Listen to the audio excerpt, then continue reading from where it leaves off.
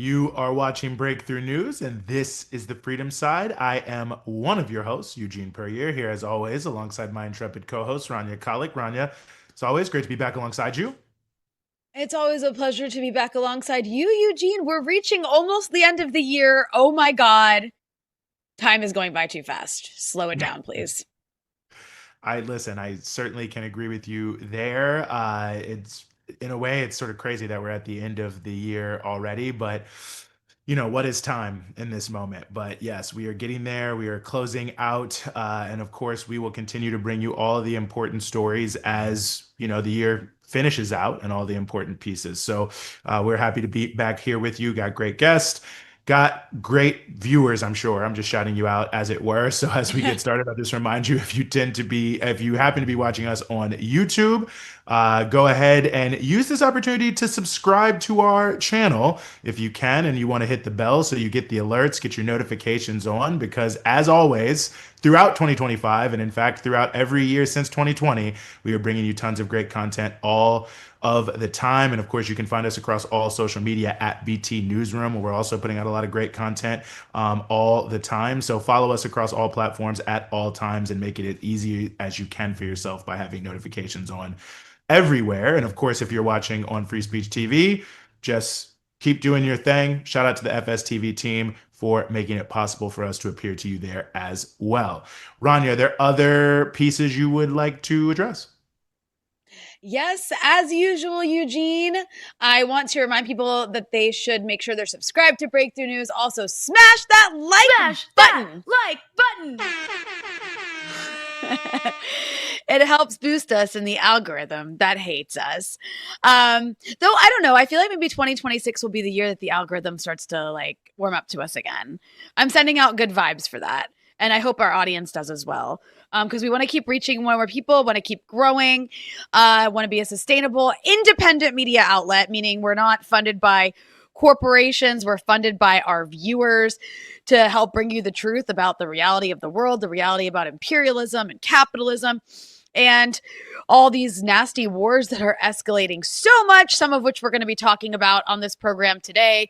We'll be talking about the shooting last week of National Guardsmen in DC and the reaction as a result of the fact that the person who did the shooting was somebody from Afghanistan who had worked with the CIA in Afghanistan. We'll be talking about Pete Hegseth, the Secretary of War, committing a blatant war crime in these strikes in the Caribbean. And we'll be talking about the escalation in Latin America. We'll be talking about Hillary Clinton, who just won't go away. So lots to come, and you get it here at Breakthrough News from a not censored perspective because we're an independent media outlet. So you can help support us here at Breakthrough News by going to patreon.com/breakthrough news. For as little as $5 a month, you can help support Breakthrough News, become a member, access exclusive content, access exclusive merch, and be a part of this outlet by becoming a member, because this coming year in 2026 we have so many new and exciting announcements and projects, and we're very excited for what's to come, and we want our audience to be a part of it. So like, subscribe, share, turn on notifications, and give us money. That's a good list of things to do, and I appreciate that. And let's just get right into it. As you mentioned, Rania, we want to start here with the story you just mentioned, I should say. I don't know what I'm saying here. And that is, of course, the recent shooting of two National Guard soldiers.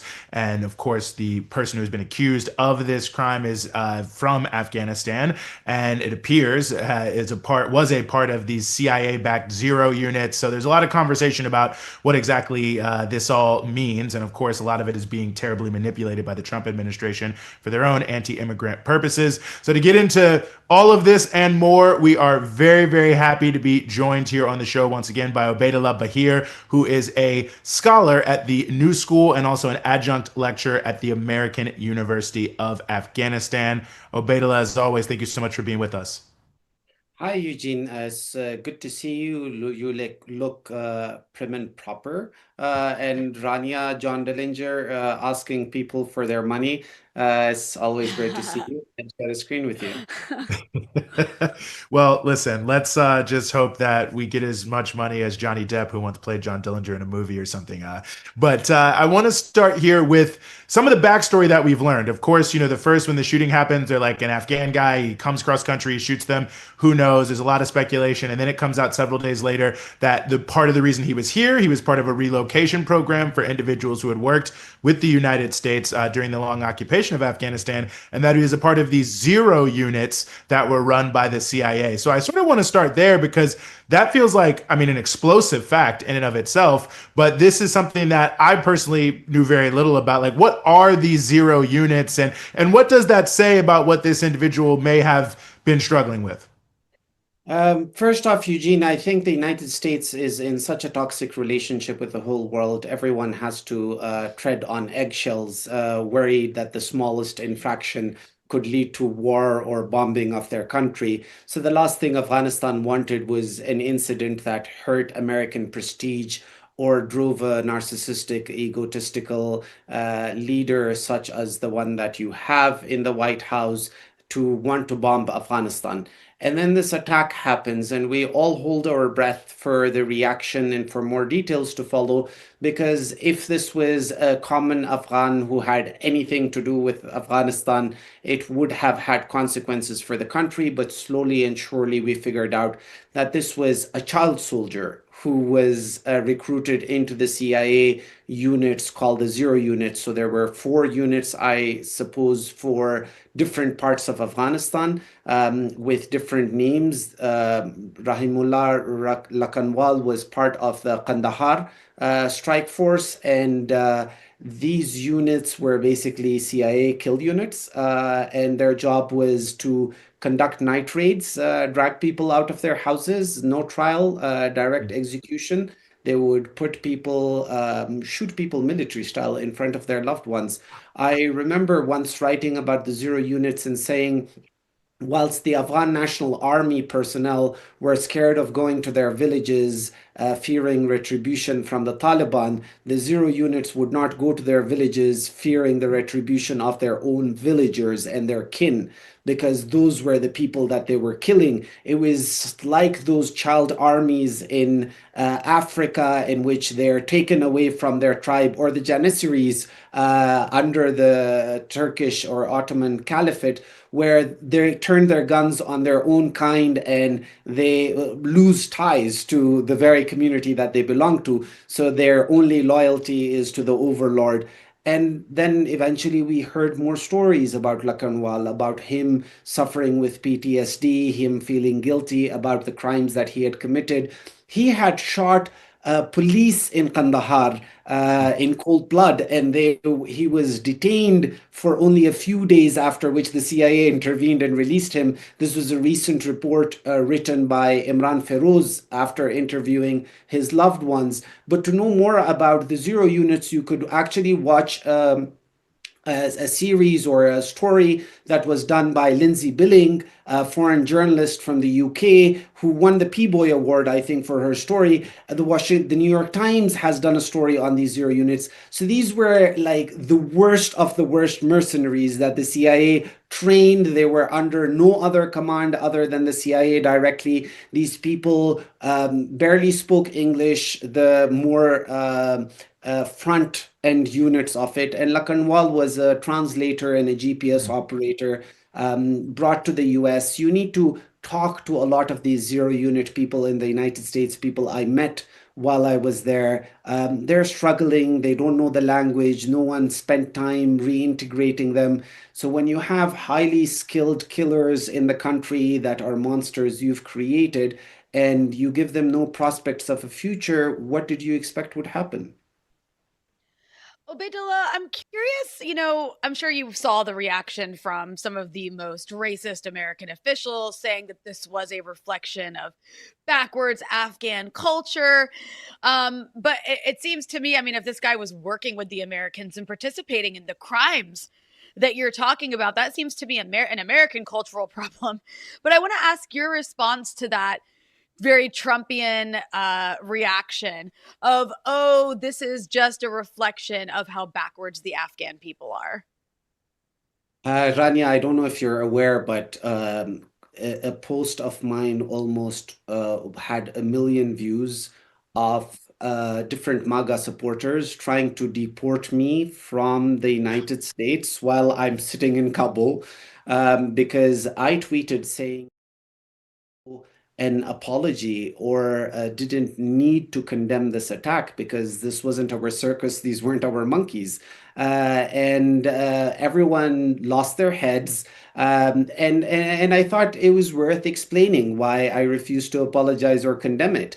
What's the whole point of an apology when you're going to be blamed for it nonetheless? You know, it doesn't matter what I say, it doesn't matter what I do. They're still going to call my country a hellhole. They're still going to blame me for whatever happened. And look, when everyone is blamed, no one is blamed. That's just a basic principle, right? Crimes are individual, individuals should be held accountable. I do understand the utility of collective apologies for ancestral crimes that you are benefiting from in the today, or if someone who's a direct adherent to your ideology, because of that ideology, commits a crime. None of that was happening here. So expecting me or any Afghan to apologize was unfair, was very 9/11-ish, where you expect every Muslim to come out and apologize. If not, they're a target. But also with regards to condemnation, it's quite interesting because they act like the history of this violence started on the day Lakanwal committed the crime that he did in the United States. I think it's extremely unfair to put the burden of condemnation on the oppressed. We are the oppressed. We are the ones who lost hundreds of thousands of lives to the US invasion. They didn't spare our weddings, our celebrations, our funerals, our schools, our mosques, our days, our nights. We were constantly bombed. We lost hundreds of thousands of lives. But somehow none of that matters, and the condemnation has to start with me condemning that one casualty that has occurred at the hands of a CIA trained unit, a child soldier. Such an expectation or a qualification into this discourse after my apology means that you're negating the history, you're negating my grievances, you're negating my anger, my rage. And all of that is so unfair. Ultimately, if they're going to use slurs, if they're going to blame us, and it wouldn't matter what we do, why apologize? Why condemn? I mean, it should be understood that no decent human being would be okay with this act. But then we also have to understand that, like I said in your shows before, there shouldn't be a hierarchy of death. When white shooters commit crimes, somehow they're mentally unstable and they have a backstory. But when Lakanwal, who's actually depressed, suffering from PTSD, and most likely was in a manic state when he conducted this act, he's being trialed. He while he's in the hospital, the trial ran and he pleaded not guilty. So imagine how they're all treated so differently, as if we're children of a whole other god. I think that's so many important points, and I'm glad you mentioned the issue of just the toll that the U.S. occupation and war in Afghanistan took on the Afghan people, because so much of the discourse here in the United States, at least as it's been, sort of weaponized by the right wing, has been that this is all a product of the fact that Biden did not continue the occupation, and there's all these little weasel words like the rushed, this, that, and the third, and the leave. And it seems to perpetuate this view that somehow Afghans can't, rule and govern their own country and figure out their own issues and their own problems. And that really one of the biggest challenges of this whole thing was that the US actually decided to leave Afghanistan as opposed to stay for some indeterminate period of time, for some indeterminate or ill-defined like right time to leave, which I think sadly a lot of people tend to maybe fall into because of the different things they've seen. So I just wonder how you respond to sort of that element of the discourse. So I don't know if you guys have read the book called How to Lose Your Country. It's a Turkish author who's exiled, a journalist. She writes about Turkey, and it's interesting because the book is driven by the thought that, okay, I've lost my country, but here's how I can help you identify how you're slipping into fascism. And part of fascism is creating something that's bigger than a political party and creating a movement that identifies the real citizen that needs to be defended. The real American is suddenly spoken for. And then within that, figuring out who the outsiders are, and who is the threat to this very American way of life. And somehow it is the Muslims, right? It is the migrants. And this was a perfect smoking gun that they needed. And like you said, everything is about how this movement is fixing for everything is seen from a Biden lens. How they're doing things better than Biden did. And to be fair, Trump is the one who signed the peace deal. Trump is the one who wanted out of Afghanistan, and rushed into the peace deal himself. So it's easy to blame Biden, but these policies, this 20 years of war, it had no foresight. There was very little thought put into what will come tomorrow. Authors as early as 2004 and 2006 were predicting that ultimately the United States would leave, and whatever government they leave behind will not survive more than a few days. And it was a prophecy that people saw coming, but somehow they stuck to their guns. And look, violence breeds violence. And when you create these units that commit atrocities in one country, how do you expect them to turn back and become these wonderful people when you take them in? Monsters are going to monster. So it's sad that ultimately the price is going to be paid collectively by Afghans. They're going to be seen as the enemy. The very same allies that helped during the occupation and invasion are now the ones that will be put to the sword. And what this reminds me of Kissinger's saying, where he said that being enemies with the United States was dangerous, but being its friend was lethal. So people are getting a taste of what it means to be loyal to the United States. And I'm like, look, just the United States expects the whole world to turn around and be so forgiving with Mm. regards to the war crimes that are committed. I mean, you're going to talk about Pete Hegseth and the double tapping operation, how easy it is for the world to move on. To be fair, if 10% of the crimes that the United States committed were committed by Russia or any other regime in the world, it would go down in history as one of the most evil. But if you start saying that, it's just so unpalatable for the Americans and the world, because somehow we are so comfortable with US exceptionalism, and it's fine that they do whatever they do. I still drive around my country and I see the scars of a 20-year occupation, who's going to answer for that? And do you know what the thinking right now is? Oh, maybe we shouldn't have brought these allies, or we just needed them for the war and the war is done. Why care? Why take that responsibility? And it just shows you how the Afghan was just a tool. It was just another piece in a larger game that the United States plays. And it comes at the cost of 144 exact billion dollars, which is Sigar's report from yesterday, which the war in Afghanistan cost. Imagine what you could have done with 144 billion dollars, which is more than the Marshall Plan itself. And you put it down the drain, and you end up with a worse Afghanistan and a worse United States. So I don't know what's the point of call this the worst investment in the history of investments. I absolutely would agree with you there. And as always, we really appreciate you being willing to join us and sort through it all. Obaidullah Baheer, thank you so much for joining us here on the Freedom Side. It was a pleasure being with both of you. Mm-hmm. Rania. I mean, Eugene, it's, something that he opened with was saying, everyone's so terrified to upset the US even slightly right now because they might get bombed, and like Afghanistan just had to deal with that for 2 decades. And that's not even to go into what was done to Afghanistan prior to the past 20 years. But just completely insane and zero accountability. And I want to raise the word accountability because there's a real problem with lack of accountability. And Mm-hmm. lack of accountability leads to people who are criminals, war criminals, and racists and monsters continue to be seen as figures of authority and given And get rich. platforms and get rich and given platforms to spread their nonsense. And this is, of course, a bipartisan problem. I'm segueing into the next segment where we're going to talk about none other than racist warmonger Hillary Clinton, who reappeared recently at a conference held by, I believe it was Israel Hayom, which is an Israeli right-wing pro-Netanyahu, like Likud newspaper that receives its funding from the Adelson family. That's of Sheldon and Miriam Adelson. And it was an interesting collection of all kinds of genocidal monsters, including Hillary Clinton herself. Let's just go ahead and play the first clip that went viral. Many of you may have already seen this clip. If you haven't, we're going to play it now.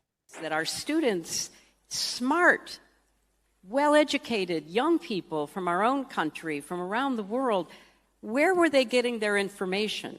They were getting their information from social media, particularly TikTok. That is where they were learning about what happened on October 7th, what happened in the days, weeks, and months to follow. That's a serious problem. It's a serious problem for democracy, whether it's Israel or the United States, and it's a serious problem for our young people. And it was frankly shocking to me how little the students we were encountering, not only in this class we teach, which is a very large class, international relations about crisis decision making, but students more generally. And that's why I mentioned the social media piece of it, because when you would try to talk to them to engage in some kind of reasonable discussion, it was very difficult because they did not know history, they had very little context, and what they were being told on social media was not just one-sided, it was pure propaganda.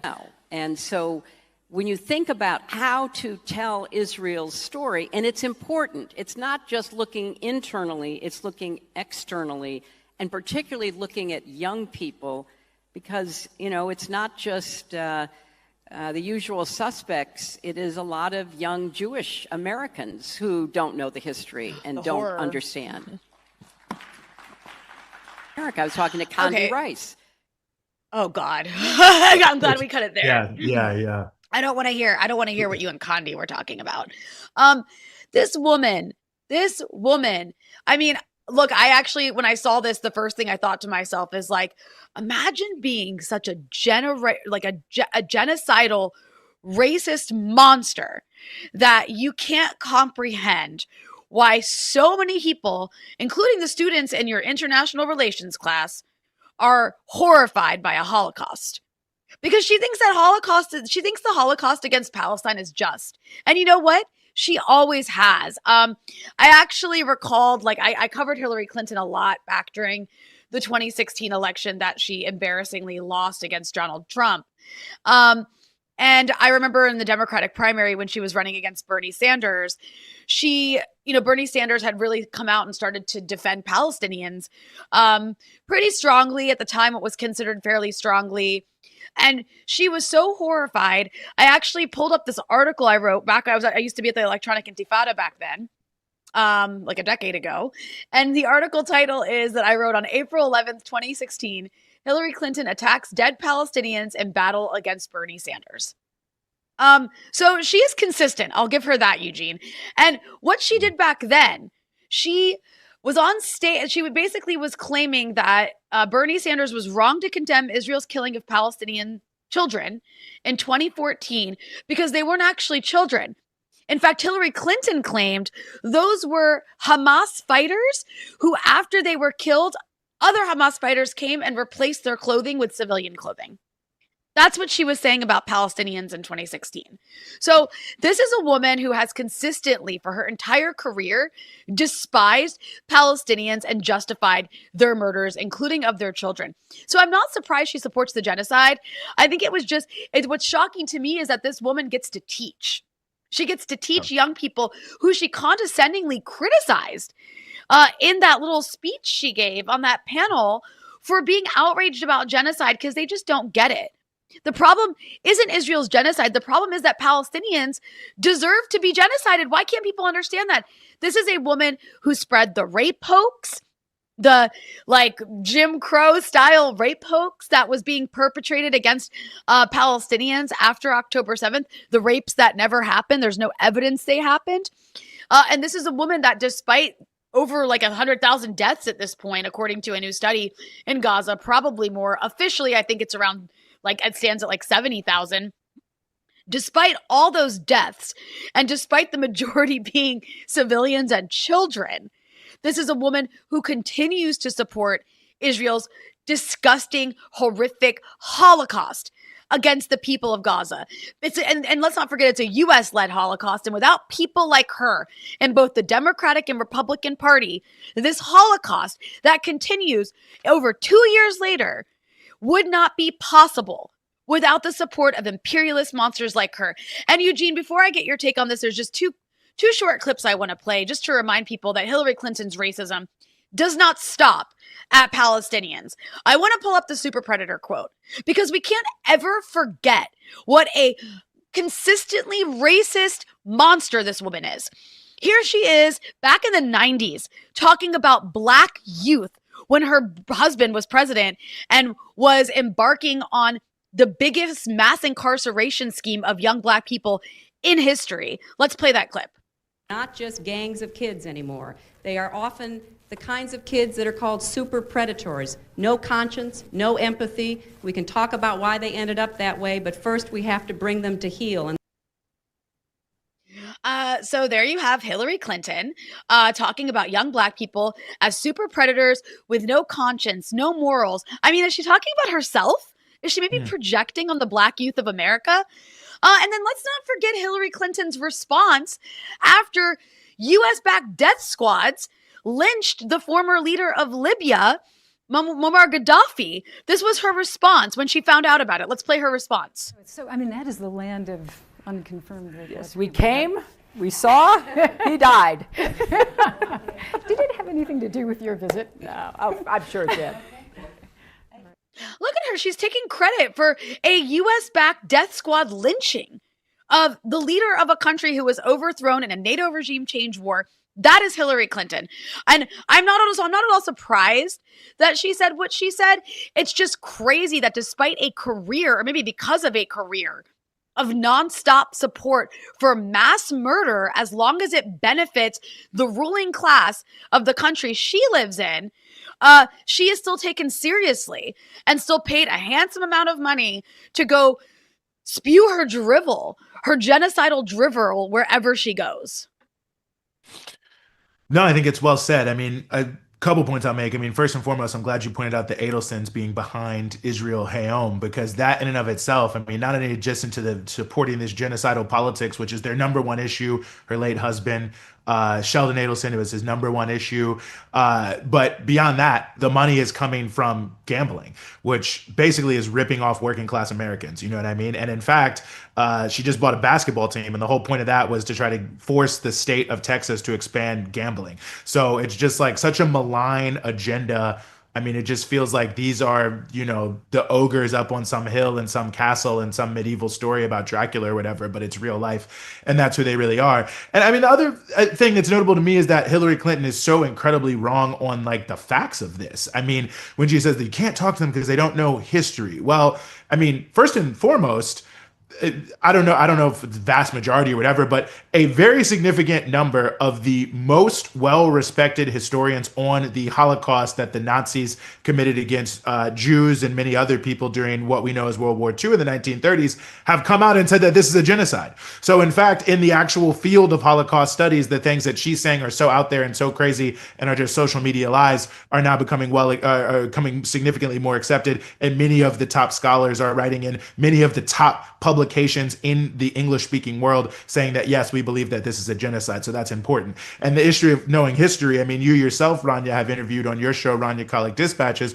a number of the top Israeli historians, well recognized around the world as top Israeli historians, who have also said this is a genocide and who have, of course, 100% co-signed everything we know about the over 100 years of occupation, ethnic cleansing, and genocide the Palestinian people have faced. And that's in addition to the fact that there are so many others that are out there. I mean, I don't even want to trash social media because they're not lies on social media, but it's just such a misorientation because you see so many of the young people who have been brought into something. Recently the People's Forum, I'm not there today, but usually we're recording our show there from our studio there. Shout out to TPF. Recently had a course with Rashid Khalidi, the well-known historian, and was packed out. You've got hundreds of young people, thousands of people online, and now I was talking to someone who works in education there, and they said all people are hearing is, when is he coming back? When is he coming back? I mean, yes, people were seeing terrible images on social media, but they weren't just like mindlessly consuming them. In fact, I think millions of people started to dig significantly deeper to the hundreds and hundreds of books and documentaries and other things that have been done over the past 30 or 40 years that are outlining so directly what is actually happening, what the background is, who the culprits are, and in fact have become significantly more well-informed, which is why one of the most important facts I think about the encampments that took place all across this country is that almost all the encampments, or many of them, were accompanied by votes of students around divestment of their university from Israel. And what you could see is campus by campus by campus, 70%, 80%, 90%. It was not ignorance. It's actually because people were so moved by the horror they were seeing. Many more people became more engaged. And also, I would say the voices of Arab students, Palestinian students on campus finally were freed from the incredible straitjacket that they've been forced into for so many different years, that, you couldn't speak up, or you were called a terrorist, or you couldn't speak up because you were worried about this or that. The huge amount of solidarity that was coming from other students and other young people made it possible for young people who are from these countries, either as immigrants or descended from their parents or grandparents who are immigrants, who know this not just from the scholarship, but from their own lived experience, were able to finally have a platform and to speak up and to inform their fellow students about what was going on in a way that they, had tried to, but didn't have the same type of platform in the past to really speak to their peers in a way that was powerful and meaningful. So the whole idea of it's just like the algorithm is just so absurd, because I think it really just undermines the huge amount of education that people have engaged in to inform themselves about the horrors they saw in their screens, and then have taken informed action to try to change the policies that are being done in their name by people like Hillary Clinton. And I think it's a great moment for the world in some ways that millions of people are now saying, okay, we got to look into this because this is so bad. We can't just continue to look the other way. But that's what Hillary Clinton and Israel Helm and all these other people are terrified about. That's why they're spending hundreds of millions and billions of dollars now. We had Craig Mokhiber on, I don't know, 3 or 4 months ago, but he used the phrase that there's $1 trillion curtain behind the ethnic cleansing, the genocide, and the occupation to hide it. And that now there are a lot of rips in that curtain. And now they are freaking out, and they're deploying whoever and however they can to try to, put that genie back in that bottle, because they understand that things have changed in a way that will never go back. And similar to many regimes in the past, including apartheid South Africa, there's a tipping point that has happened here. And, I think Hillary Clinton, sadly, or maybe not sadly, I don't really care about her, but, has just become this ghoulish vessel to do whatever is possible and use whatever social capital that she has gained over the years as a politician to now really be against, or really try to do everything she can to kneecap the growth of sentiment against genocide, against ethnic cleansing, against occupation, and in favor of Palestinian self-determination. Yeah, and despite I don't know if I don't think we've sadly reached the tipping point quite yet. We've reached a tipping point in public opinion, but I guess in where it moves hasn't happened quite yet, because I think it is going to get worse. But all that's to say, you're right. They can't take back what people have seen, and actually that's despite their algorithm. That algorithm is literally constantly being manipulated to push CNN into your feeds and breakthrough news out of your feeds, especially when it comes to pro-Palestine content, whether we're talking about Meta or TikTok or here on YouTube. Look at our YouTube numbers for some evidence of that. But that's despite the way the algorithm is literally being built and adjusted to make sure that the pro-Israel narrative, it has more reach than the pro-Palestine narrative. But it's despite that, in spite of that, people are still more concerned about the human toll that Israel's inflicting and learning about why than they are about buying bullshit propaganda. And To that effect, I just want to mention real quick, like I know I mentioned this on our last show, the Israelis in the Middle East are becoming even more monstrous with all of the U.S. backing that they're getting. Their genocide in Gaza is ongoing. There is no ceasefire in Gaza. They've violated the bullshit ceasefire over 500 times. They've killed over 320 people. That is not a ceasefire. There is no ceasefire in Gaza. There's an ongoing genocide under the cover of a peace plan that isn't a peace plan. And on top of that, they are ethnically cleansing and genociding people in the West Bank. They are escalating against Lebanon.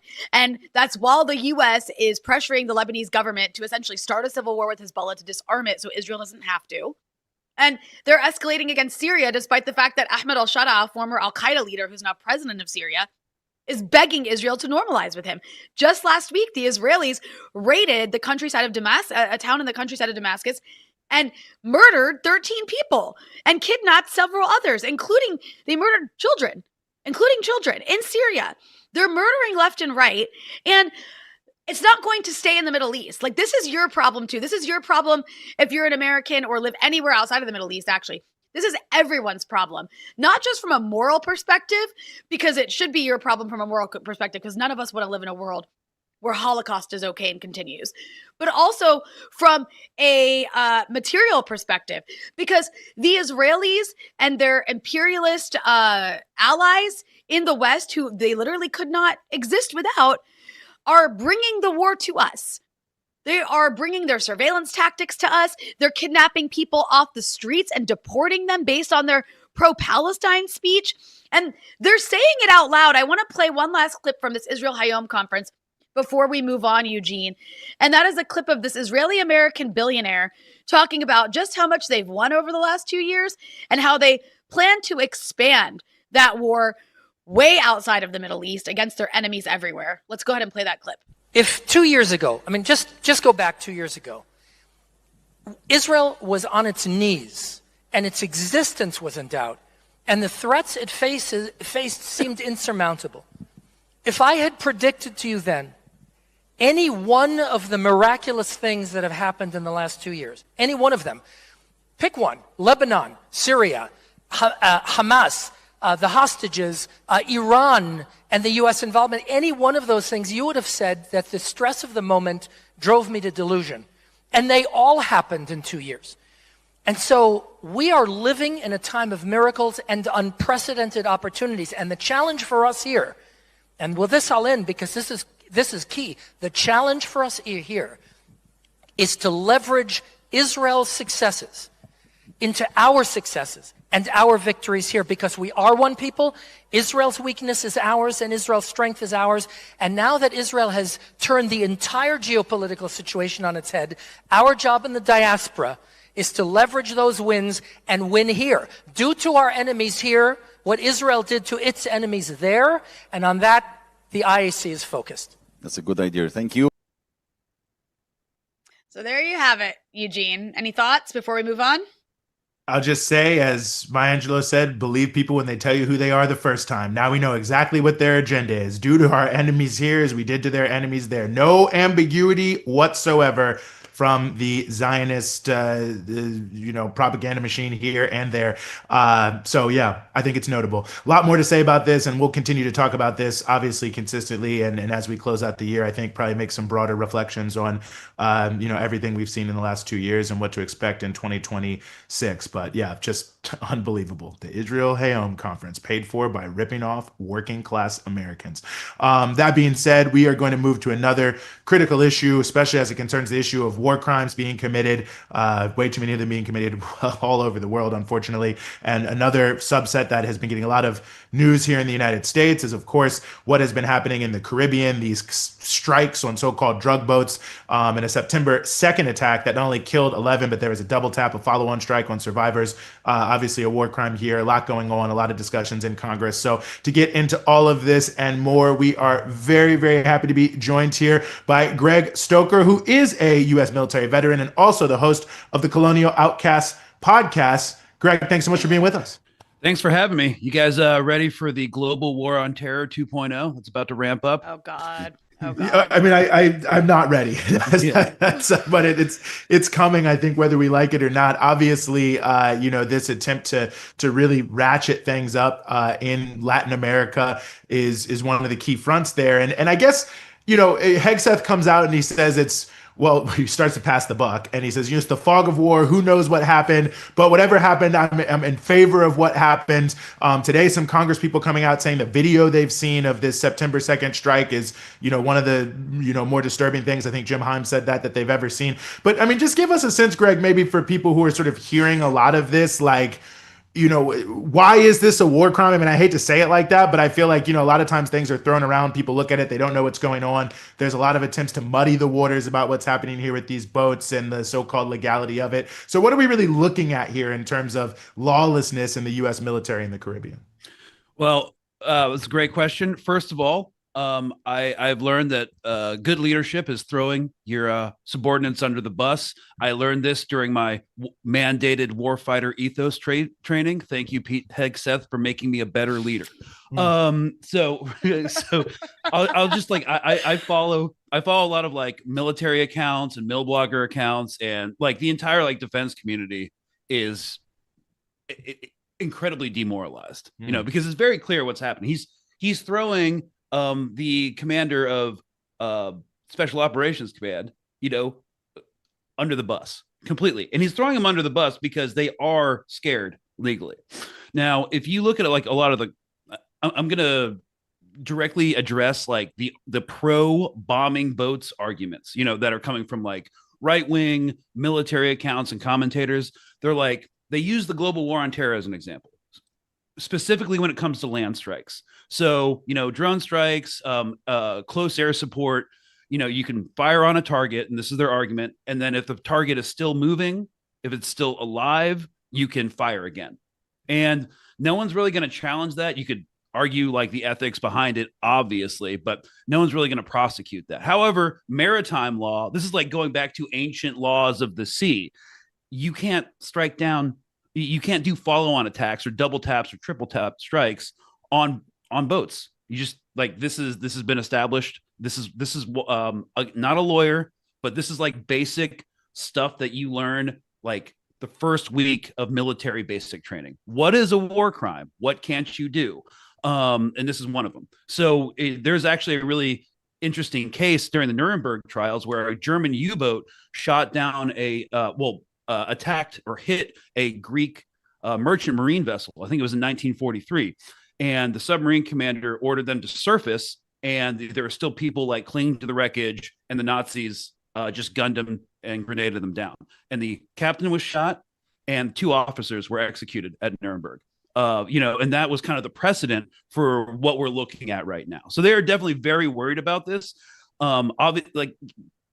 You can't do double tap or triple tap strikes. I would like to point out the absolute moral hypocrisy, though, of all these defense Dems, like Senator Mark Kelly and Miss CIA, Senator Slotnick, about like calling out the illegality of these of this order. They're kind of using it as this like lever to pressure the Trump administration, say they're so immoral, but they were also completely silent during a triple tap strike on the World Central Kitchen convoy in Gaza last year. So this is a political stunt, and they're not even using it. The Democratic establishment is so politically incapable of any action, mostly because like Hakeem Jeffries is like divorced dad energy. If it was a person, he said that he's not going to pursue, any sort of like legal action or inquest against Pete Hegseth over this, but they are definitely concerned. What I've discussed and what I'm definitely very worried about is that governments, especially allied governments, learn from each other. And what has Israel been able to do? They've been able to, as a matter of state policy, normalize the bombing of hospitals for modern warfare going forward forever. Because warfare is a lot like law in terms of like you need to be very conscious about what precedents are set and what precedents are allowed to be set. So that, like the impunity of Israeli action, the impunity of Israeli intervention throughout West Asia over the past 2 years is basically informing our own impunity, trying to gin up like consent for engagement in Nigeria on the premise, the faulty premise of a Christian genocide, ISIS in Somalia. We just, as a matter of coincidence, want to install 5 military bases in Somalia to strategically challenge the power of the Houthis in the Red Sea. And we're apparently going back to Afghanistan. But what we're seeing is, this new age of impunity, and no one really wants to stop it. All these defense Dems are just trying to win political points and be like, see, Trump and Pete Hegseth, they're doing war wrong. Like, we're not really going to push back against like intervention in Venezuela. We're just going to be like, hey, you can still kill people, just don't like kill them in the wrong way. This is exactly like the message that they're setting. But the administration, it's interesting to see, is like they still are concerned about the rule of law and consequences going forward for this. So this is going to be a developing story, and it's actually not going to go away. Yeah, as it shouldn't go away. I mean, it's crazy to hear you use the term, by the way, triple strike. I never thought I'd hear that. But yeah, when you're talking about the Israelis killing those health kitchen workers, but man, a triple strike. But I also appreciate, Greg, that you're making this. What you're essentially saying when you talk about what's been done in the Middle East and West Asia, and now seeing it done in the Caribbean, it's like you couldn't have the current effort to basically kill people extrajudicially on small fishing boats in the Caribbean and surrounding Venezuela militarily the way we have, without the kind of raising the threshold of cruelty and imperial aggression in the Middle East, West Asia over the last 20 years, but especially since the genocide in Gaza. And I want to ask you to comment, or your reaction to one of the justifications that we're hearing, because it's kind of amazing. They're not even denying what they did. They're just saying it was excusable. So I want to play a clip. I think it's from ABC News, if I'm not mistaken, of the way the media is participating in some war propaganda here. And tonight, new information. According to a source familiar with the incident, the 2 survivors climbed back onto the boat after the initial strike. They were believed to be potentially in communication with others and salvaging some of the drugs. Because of that, it was determined they were still in the fight and valid targets. A JAG officer was also giving legal advice. So again, David, that video will be key, and Admiral Bradley will be on the Hill tomorrow behind closed doors. Just inexcusable. That is not journalism. But go ahead, Greg. No, it's kind of funny. One of the things that kind of radicalized me into being like an anti-war activist, or sorry, anti-imperialist activist journalist, because anti-war is a really milquetoast, lame, ineffectual position, was actually sitting in tactical operations centers in Afghanistan during the Obama administration. And I wasn't plugged into the kinetic strike targeting cycle, which is basically collecting intelligence, determining the target, shooting the target, essentially with a missile. Very reductive in terms of process. But all these strikes had to be cleared by JAG officers. They all had to be rubber stamped because of the institutionalized racism within the military itself and how information and intelligence is collected. Like, we knew that we were hitting people that should not have been hit by like the parameters of, were they involved with the Taliban, Al Qaeda, or like ISIS in the Khorasan? No, because they, like, when it comes to these intelligence echo chambers, like, I have a background in human intelligence collection where I would like talk to people on the ground and you call it like tactical questioning. I'd write up a report and say, like, this guy is affiliated with the Taliban. What does that actually mean? And then the intelligence analyst who's like sifting through all this data from different sources will see Taliban affiliate and be like, okay, this is someone who needs to get struck. Send it up to JAG, Judge Advocate General. The judge sees, oh, Taliban affiliate. Yet what does that actually mean?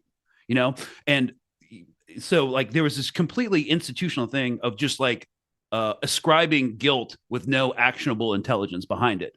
And we are seeing the same thing play out here. Like, where's the accountability? Like, who are these people that were actually striking? Like, one of the drug boats, quote unquote drug boats that they struck early on, kinetically, had 11 people on it. That's not a drug running boat. Like, it's 2 guys for security and one guy at the helm for navigation. Like, everybody knows that. So, and also this part, they usually generally use the Pacific anyway. So it kind of makes obviously no sense. We know what's going on here.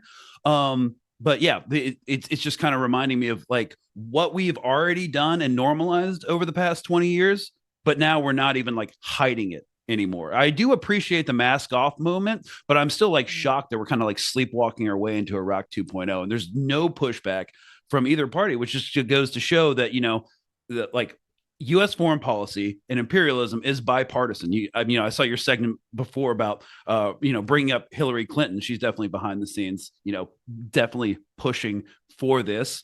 And, we're brushing over like a re-engagement with Afghanistan as well. So it's like full speed ahead with all these interventions. And of course, it's been enabled and normalized by what's happened in Gaza. All of these things are connected. And yeah, here we are.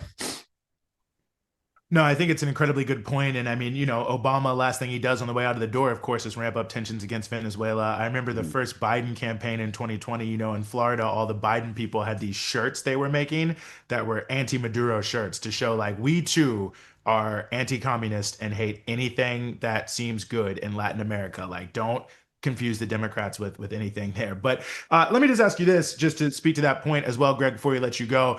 I know coming up this Saturday, there's going to be demonstrations all around the United States against a war in Venezuela.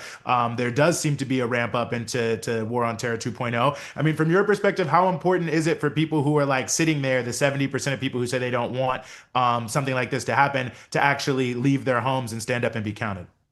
Oh, I definitely want to try to like reframe like the narrative around this is like all of these imperial wars are actually like transnational wars upon the working class. Like there is nothing that this government has to offer you, like 300 billion between like Ukraine, Israel and Argentina, over the past few years. And you can't get healthcare. You can't get anything.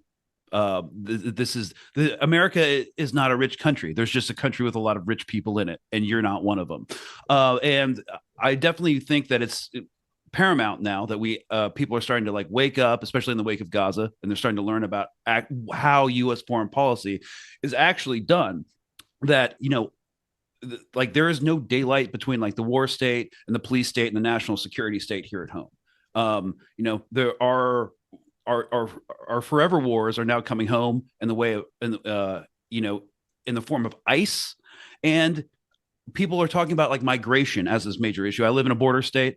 I'm in Texas. It's a huge issue here, and we would like to bring up like if migration, and this is where I kind of like get people on the more political right kind of on board with this anti-interventionist attitude. It's already there, but for a lot of different reasons. But like, where do you think all of these Venezuelans are going to go in the wake of a regime change operation and civil war? I mean, I grew up like working back of house, with a bunch of like Guatemalans who all had to flee to Texas after, we implemented like death squads in the 80s. It's going to be like the same thing. And there are already like U.S. Special Operations Forces and CIA ground branch coming over from Colombia into Venezuela to try to recruit paramilitaries right now. Like we know it's happening. So yeah, we're all connected by what we do, and whatever violence we do overseas always comes back home almost immediately. And I'm hoping people are starting to realize that, and whatever money or regional or strategic dominance, we'll be able to extract from Venezuela, you will never see that. It will not improve your life at all. Mm-hmm. Greg Stoker, host of the Colonial Outcasts podcast. Thank you so much for joining us here on the Freedom Side. Thank you. To what Greg was saying about people coming to this country. I mean, that's why my family's in the U.S. The U.S. backed a bunch of right-wing death squads in Lebanon, and they caused a civil war in the country. Well, it shouldn't even really be called a civil war when you have so many countries outside involved. It's kind of a world war inside of one country in a way. But all that's to say, like, you can talk about this with so many countries. I mean, you have these horrific racist remarks about Somalia, which are even beyond the pale for Trump himself, just calling it a garbage country and garbage people who stink. I think that's a pretty close paraphrase. And it's just like, we should probably at some point, Eugene, do like an entire explainer episode on the horrific things the U.S. has done to destroy the government in Somalia and collapse that state. And then to sit there and whine and be like, how dare they come to my country? Well, then don't ruin theirs. Like, if you're going to be a racist xenophobe, like, understand, like, if you don't want brown people in your country, stop ruining their countries. Nobody wants to leave their home like that. You're forcing them into a situation they don't want to be in. And then you whine about them when they come and contribute to your garbage country, like full of leaders, like garbage leaders like Donald Trump and war criminals like Pete Hegseth. Anyways, speaking of Eugene, before we go to our next episode, I just want to remind people that if they appreciate our program here and they appreciate independent media, if they appreciate Breakthrough News, please make sure you do a couple things. Make sure you are subscribed to this channel. Make sure you hit that like button. Make sure you hit the bell and turn on all notifications so that you get an alert whenever we post new content, because YouTube's just not showing it to you, even if you subscribe. And also, you can become a member of Breakthrough News by going to patreon.com/Breakthrough News for as little as $5 a month. I promise I'm almost done with this spiel, you guys. Bear with me. But for as little as $5 a month, that's like less than a latte, you can help support this extremely important independent media outlet. There's nowhere else I'd rather be producing journalism at than Breakthrough News because of the awesome stuff we do. And man, the world is getting worse and worse. The war propaganda is intensifying further, now against Venezuela. So more than ever, we need an independent outlet like Breakthrough News to bring you the truth. Very well said. And to keep pushing the movement on here on this exact issue you just mentioned, the war drive against Venezuela, we are very happy to be joined here on the show by Carlos Rohn, a researcher with the Tricontinental Institute for Social Research. Carlos, as always, thanks so much for being with us. Oh, well, let me. Oh, it's my pleasure. Great to be here. Oh, perfect. Sorry, Perfect. Now I can hear you. They had you muted, but just for me, Carlos. Wow. Wow. Anyways, glad to have you on and glad to see you. No. Well, let me start here with the nature of how things are being portrayed.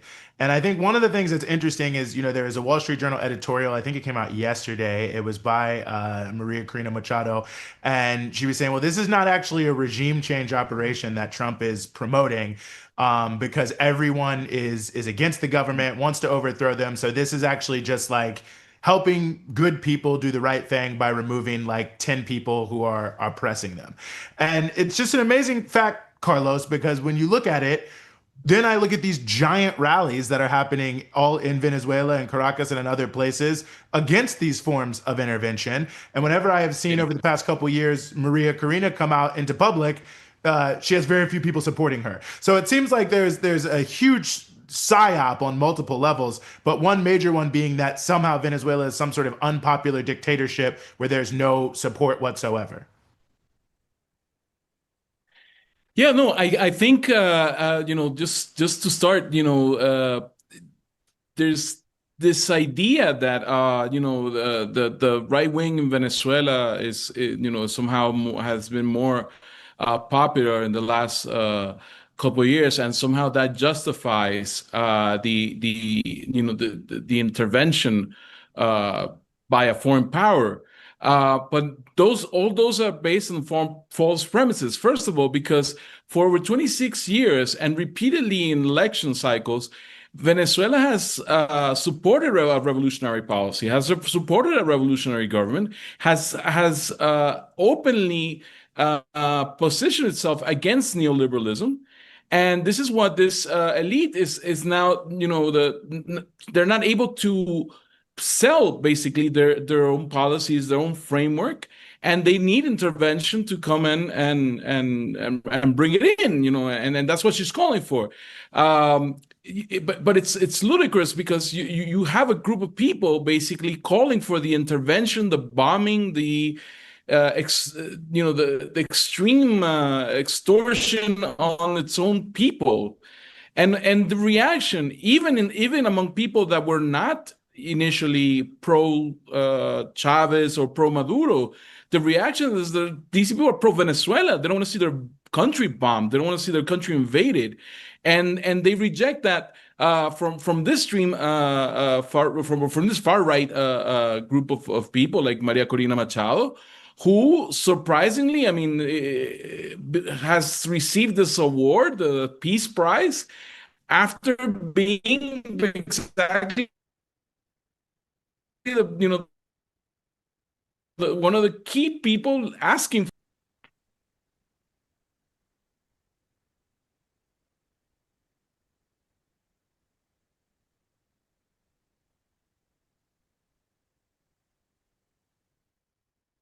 Oh, we've lost him. Well, while we try to maybe fix that, I just kind of wanted to use corporate lingo here, piggyback off of what our friend Carlos was saying. And that is that, oh, there he is. There he is. Can you hear us? Sorry. Okay. Yes. Well, I sorry you got cut off. If you wanted to take off where you were, Carlos, while you're on it, I just kind of wanted to ask you to maybe elaborate a bit on when you talk about the fact that I think there's really good that there's like a rallying around the flag. Obviously, that's usually what happens when a country is being so heavily threatened, especially by such a powerful country like the U.S. right next door. But when you talk about these people like Maria Corina Machado, shockingly a Nobel Peace Prize winner, I mean, what a joke of an award. Somebody who has openly offered to just hand Venezuela's oil away practically for free to U.S. corporations. And who's calling for U.S. tanks and U.S. bombs to bring her to power. How democratic of her. Can you talk a little bit about what it is that these people want for Venezuela? Because the U.S. makes it sound like, oh, we just want to take out the Maduro regime and put in charge these people who have democratic values, as if Venezuela isn't a democratic country. But all that's to say, let's play this out. What happens when people like what is it that she wants? Oh, we may have lost him again. Can you hear me? There's no sense of democracy. Sorry, it's a bad connection, I guess. There's no sense of democracy in this people because if anything, one thing that has been transformed in Venezuela in the last 26 years is precisely a more direct decision-making process by the people of Venezuela.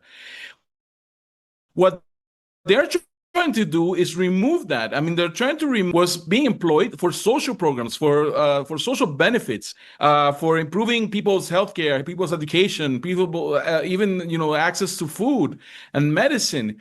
Now, what she's talking about, she's offering the oil wealth, which is large, is the largest oil resource in the world. She's offering that to private countries in the United States. Private companies in the United States, so that they take, they use it as any other type of corporation.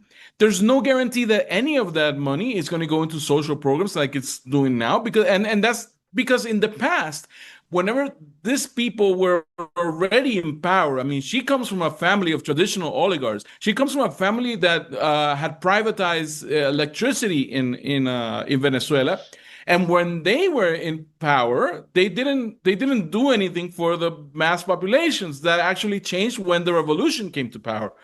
So there's no way that they're offering a more democratic system. I mean, what they're offering is a more, again, it's retaking the distribution of wealth into their own pockets, like they used to do it many years ago. But overall, this like in the rest of Latin America, what you see this far right coming up, but it's basically. It's a traditional right, it's a traditional conservative portion of the population that believe that they own they are the owners of the land, that they are the owners of the structures of the country. When I say I'm a Venezuelan, it's because I was born here. My family comes from here. I believe in certain ideals that are tied to the country. When they say that Venezuela is their country, it's because they think it's part of their own territory. It's part of their own backyards. It's part of their own possessions that they've inherited from colonial times. So this is not, they're not thinking about a country. They're thinking about their land, the land state that they used to have before in colonial times, and that now we're some sort of people occupying their territory. No, I think that's an incredibly important point, and it just goes to the strategy employed by the U.S. I mean, it feels like it's something that never gets reported, of course, in the mainstream media, but the use of sanctions and other forms of coercive measures to try to make the situation as bad as possible for people, to try to create a space for regime change. I mean, they act like the problems in Venezuela are just random and come out of nowhere when you have just obvious and open attempts, like the way they even justify it, to strangle the economy. And that feels like a very important sort of subtext to understand about what's happening here.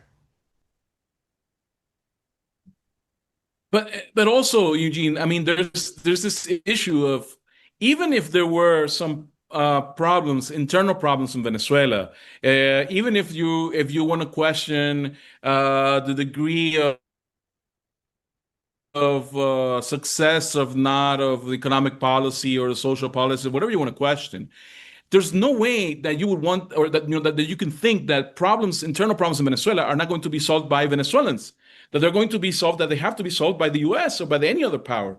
I mean, just the idea that you need to bring people from outside to solve internal problems is an act of interference, is an act of disloyalty, to your own country. Again, because what are our historic examples?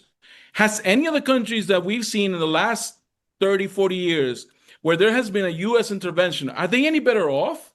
Are they any more democratic? Are they any more well-structured? Have they been able to use their wealth to increase or improve the lifestyle of their people? No.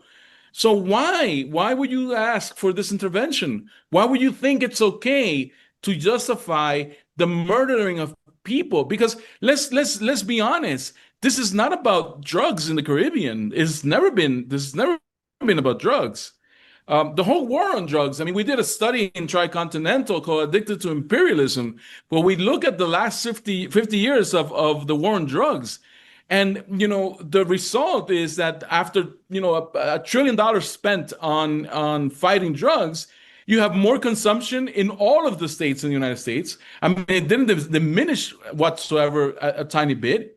You have now better structures of drug cartels inside the United States. So what is this about? This is about control. This is about a country that feels that the Latin America and all of the Western Hemisphere is an extension of its territory, and that now, as it faces challenges from China, from Russia, from other countries, as it faces that it's no longer the most powerful country or the only powerful country in the world. Now it feels like it has to reestablish or reassert its dominance over the rest of us.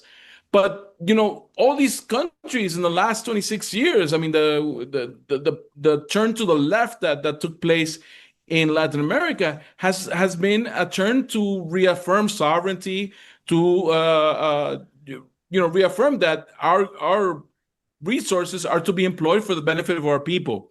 So that's why it's going to clash. Carlos, I want to ask you a two-pronged question about the response, or the pushback, I should say. There's the first, I want to ask you about the internal response from Venezuela. Obviously, these are very real threats. The U.S. is positioning its military to surround Venezuela. And also, they've already openly stated they're doing covert CIA operations. They want to, at least inside Venezuela. So these threats are very real, but there's also a lot of posturing going on because you keep hearing Trump saying, well, maybe I can make a deal with Venezuela or something. So how is the country internally preparing for this potential looming threat of real, war? That's one. And then two, regionally speaking, or actually maybe globally speaking, is there any source of pushback geopolitically from countries that are allied with Venezuela?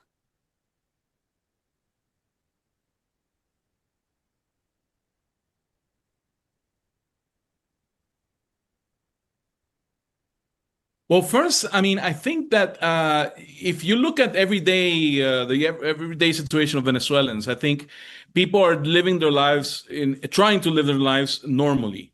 However, of course, there are things that have affected everyday life. And especially more recent, this idea that the United States is closing, Trump declares the airspace as closed. Well, that of course has a psychological effect, because you're now you're trying to interfere with, air travel at a time, and a holiday time, when a lot of people are coming back home for the holidays to meet with their families. So of course, this generates stress on people. And of course, people in Venezuela are not naive. We know of the history of 200 years of intervention. We know of a history of 200 years of invasions, coups, and everything. So we know that, what the U.S. is capable of doing. But I think people are mature enough here collectively to also not fall into the trap of the psyops. And that has been important. And also, there has been an important move from about at least 8 million Venezuelans that signed up for participation in a militia to defend the country.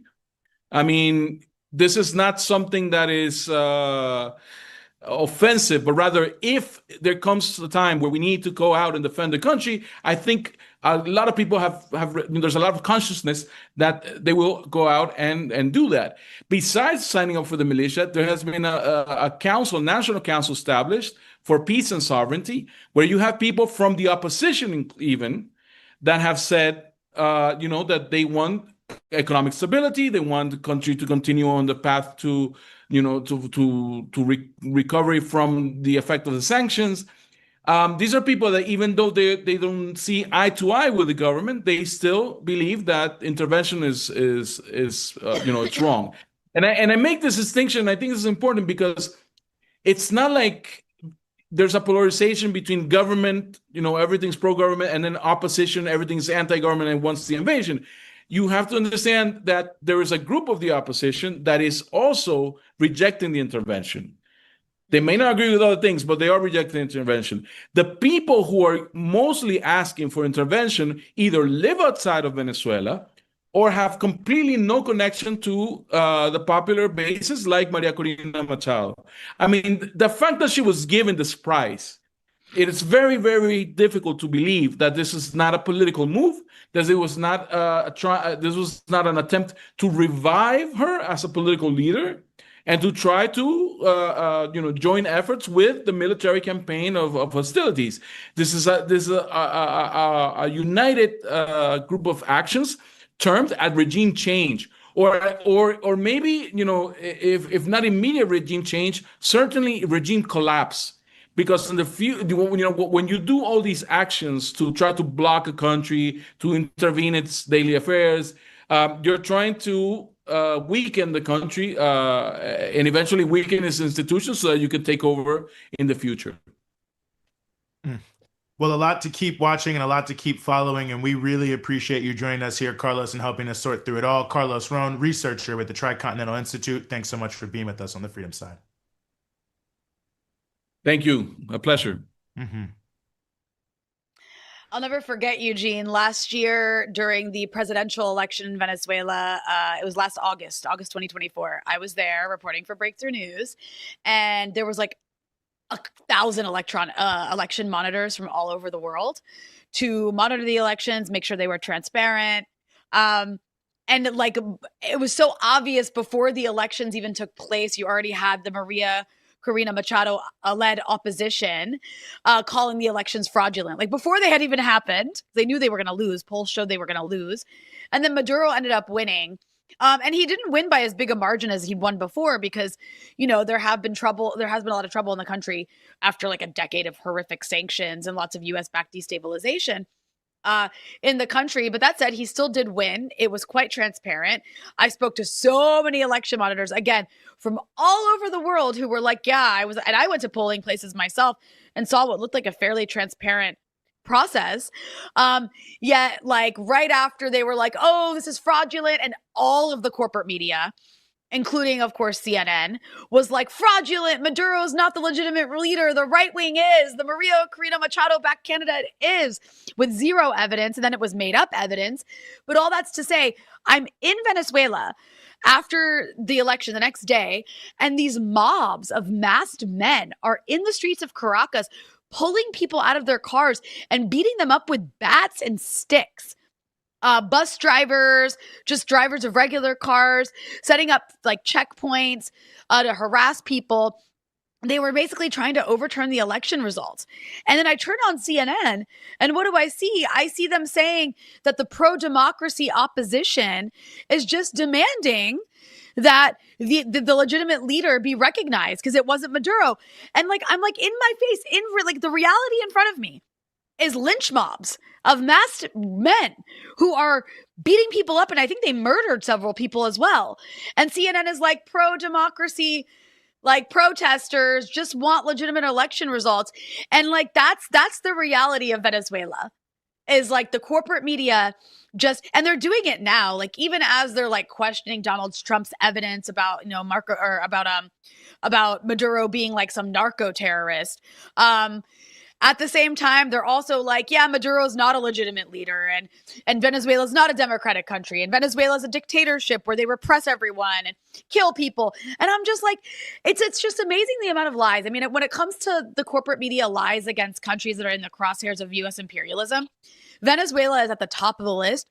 And in terms of, you can say almost anything you want about that country, any absurd, ridiculous thing, and it'll be taken seriously in the halls of American imperial power. I think it's only like worse when it comes to maybe like North Korea in terms of what you can lie about. And it's getting to that level. I mean, yes, very well said. I don't have that much more to add. I think that's a good summary, and I'm glad that you are reminding people that you were there on the ground. And I think people should go back and look at the reporting that you were doing and judge for themselves. And the points that we've been making at Breakthrough News, the massive mobilizations that were happening all around the country before and after the election in solidarity with Maduro, that and his win, or for his election, and then in solidarity to say that yes, he did win and we voted for him. And the opposition has never been able to mobilize anything even remotely similar to that, yet it never gets reported. And there's so many different questions, and this is not the time to delve into all of it, but they want you to believe just random people and not the Supreme Court of Venezuela about who won the election. Now, maybe you do want to question the election, but the fact of the matter is when you looked into the actual issue, which was the sort of the tickets essentially that were coming out of the election machines, there were significant problems with the evidence, quote unquote, being presented by Mundo Gonzalez and Maria Corina Machado that was never reported. There are a number of other opposition candidates that also submitted their own evidence, by the way,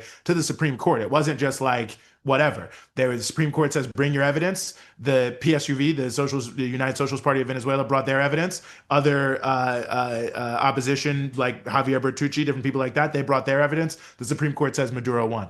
Gonzalez, all these people, they said, well, we're not going to give them any evidence. We're not even going to participate. So even though they've got, problems with their own evidence, they refuse to participate in the process by the legal part of the government. Like, even if you wanted to question what happened in the election, it seems to me if you were actually reporting it, you would put all that out there.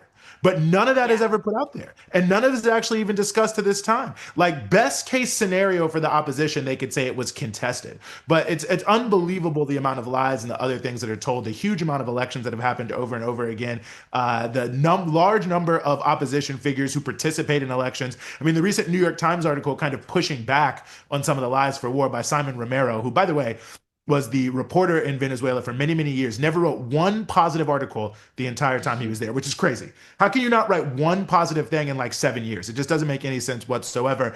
And he makes this comment in the piece that is just sort of, I forget the exact frame, but it's just making these huge assumptions that all of which are very questionable about things that have happened over the years in elections in Venezuela. And the fact that you can print that is unbelievable. I wish I had thought about it and brought it up. But the point being, the level of propaganda is outrageous, and people just have to not believe this. I mean, it's hard for people to think about that in many ways, but the idea, I don't care who says it. I know everyone popular is saying it. Zohran Mamdani is saying he's a dictator. The New York Times is saying he's a dictator. The Wall Street Journal is, of course, saying he's a dictator. It's just not true. It's just not true. It's not true.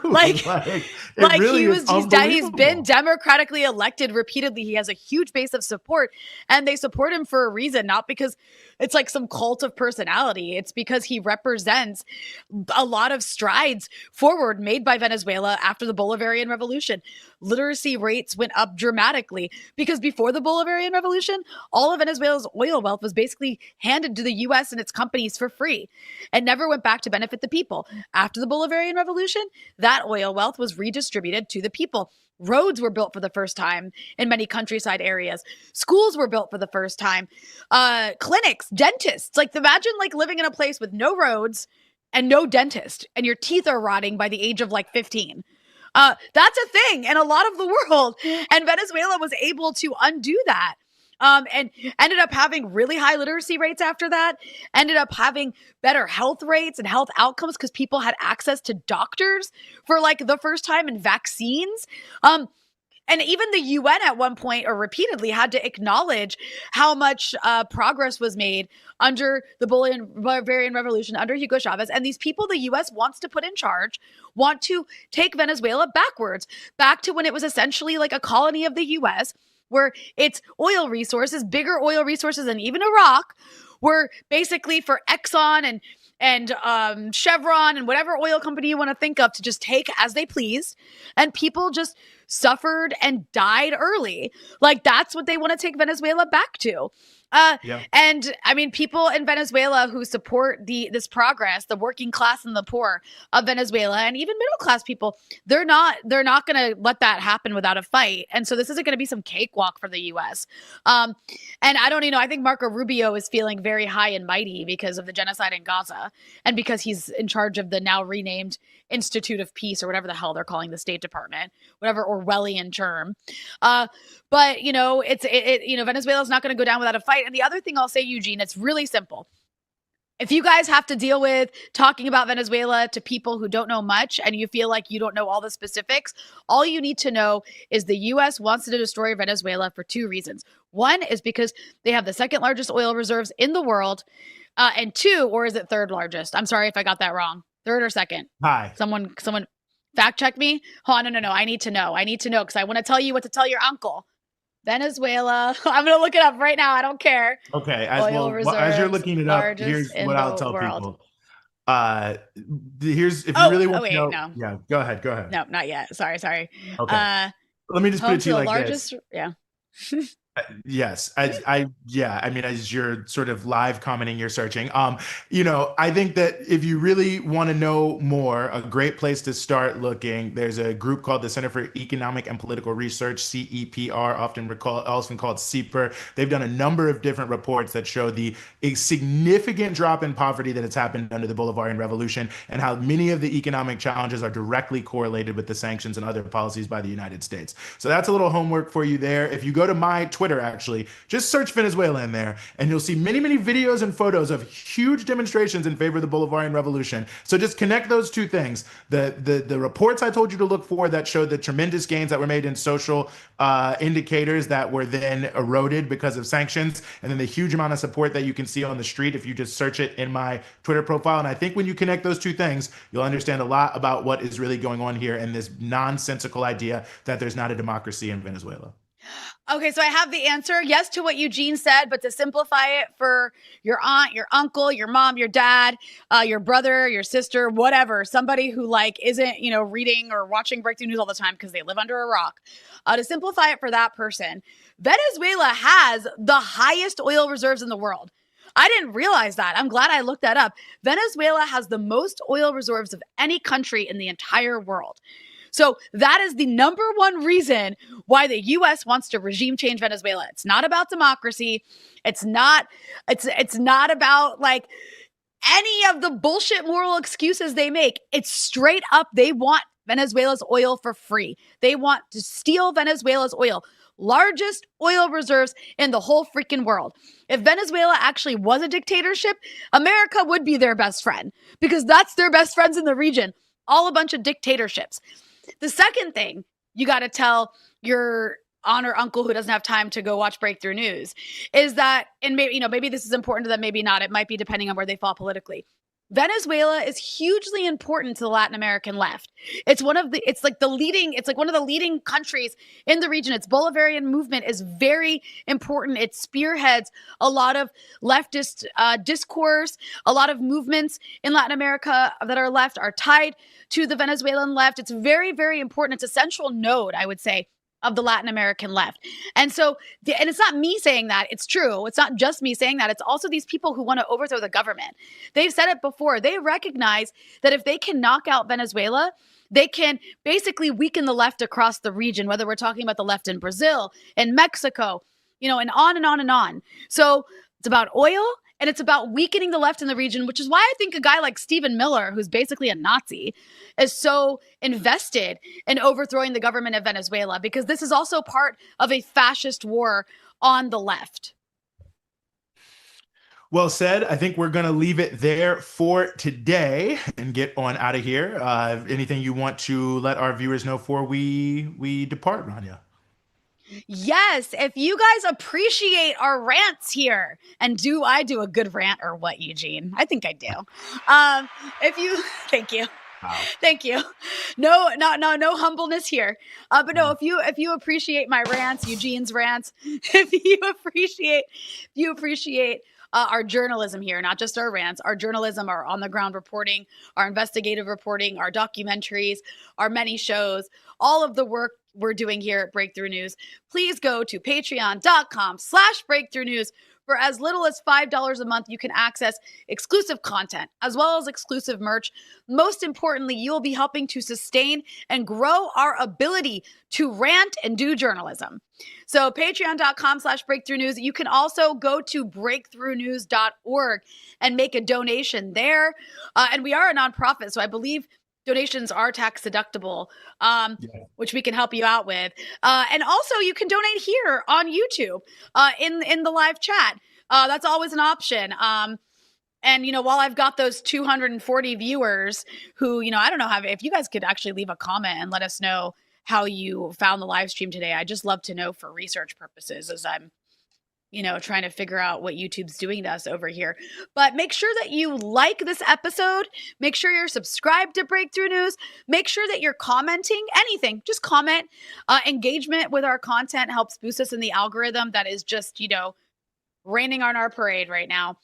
So yeah, support Breakthrough News any way you can. Give us money. Leave a comment. Doesn't cost money to leave a comment. So if you're short on cash, that's one way you can help us out. Leave a comment. Press the like button. Make sure you've got the bell turned on for all notifications so that whenever I have a new episode of Dispatches, whenever we have a new live stream like Freedom Side Live, whenever there's a new episode of China Report, you will get a notification on your phone. That way you don't have to depend on the home feed for YouTube, which is just like hiding us right now. Indeed. And we appreciate all of our existing patrons for all of your support. Big shout out, of course, to all of our guests. Big shout out to the Breakthrough News team that make things happen behind the scenes. For myself, for Rania, for all of us here at Breakthrough, we will see you next time.